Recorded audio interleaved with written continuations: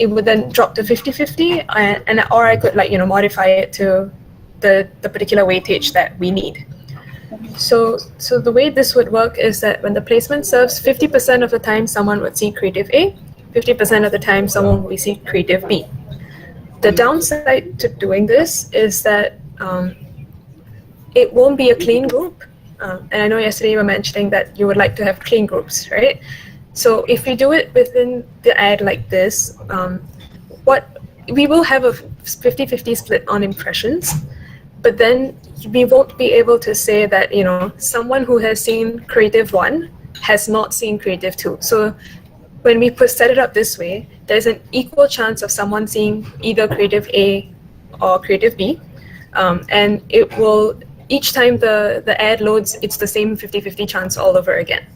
So it's not that, if individual sees an ad, they will only see the same creative.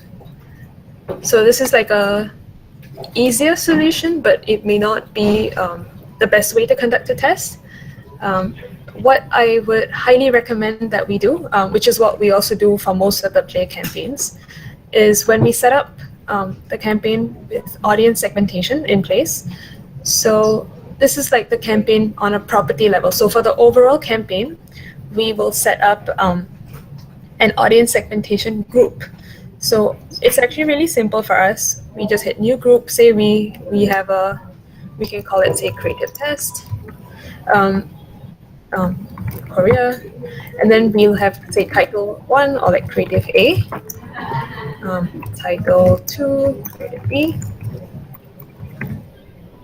And what we're doing when we set this up is we're just setting up you can think of it as like a group with the 2 branches of people who would have seen either A or B. So again, this can be set up with any kind of weighting that's required. So if it's 1-1, it just means that it's serving 50-50.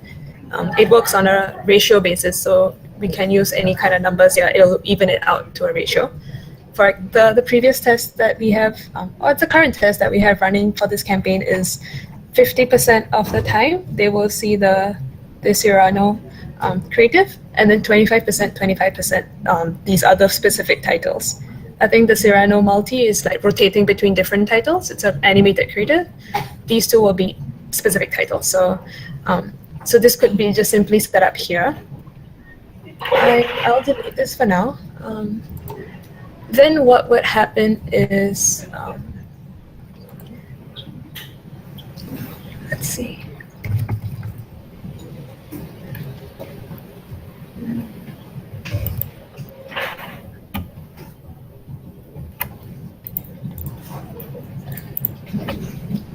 It's frozen a little bit. Okay, so let's just keep it to one size.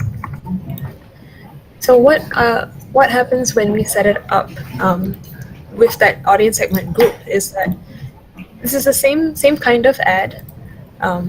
We'll have the single placement, but now each ad will only have 1 creative. So instead of having both the creatives in the same ad, we'll split up to have 2 ads, same placement, but different creatives. So you can kind of group people up. They've either seen ad A or ad B. Are you guys able to follow? If you have any questions, let me know. I can repeat anything again. So the idea is that when we split it up into different ads with different creatives, we can then also link up what we set up on the campaign level within the ad itself. So whatever is set up on the campaign level will become like a drop-down option within these ads. So it's actually quite a simple thing to set up on the interface. Then we'd actually just be picking a segment for this ad. So the way it works, I didn't save the groups earlier, but if we had, then we'll just see it on the drop-down here. So when we set up an ad, we can choose, is this going to be for the Creative 1 group or the Creative 2 group? And what is happening by that logic is that when the placement serves, the person will see either the ad with Creative 1 or Creative 2. Once they have seen one of these ads, they will constantly see only the same one. They will not have a chance of seeing the other one. Yeah. We used to use click trick only, so we cannot see audience segmentation in edit session. So when we actually use let me check this. If this is going to be for ad mob or like AdWords, we should be able to use the banners, right? So that shouldn't like we would be able to use the banner tags, not the click trackers, because we need to 3-pass them. So the creative should sit on DCM.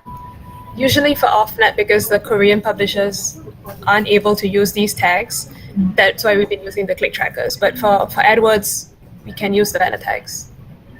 So just to change the type, then we can see the audience segmentation. Yeah, so it's a different tag type. Let me show you an example of.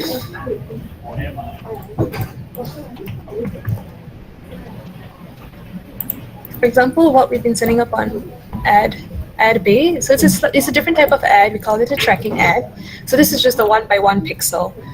So this one doesn't actually have the campaigns created. It's just a pixel. We have the landing page that's leading to the Play Store, the right placements, and yeah. So this one we can't assign segment groups to it because the segmentation is done only when you can serve the creative from DCM as well. So we can do that with AdWords. 100% we can do that. Shouldn't be an issue at all. It's only if we want to do it with the non-Google publishers, it will probably be a bit more difficult at this point. We should really try getting publishers to use the banner tags, then we can do a lot of cool things. Yeah, okay, so I've been talking a lot right now. Do you guys have any questions? Happy to go through anything in more detail. I read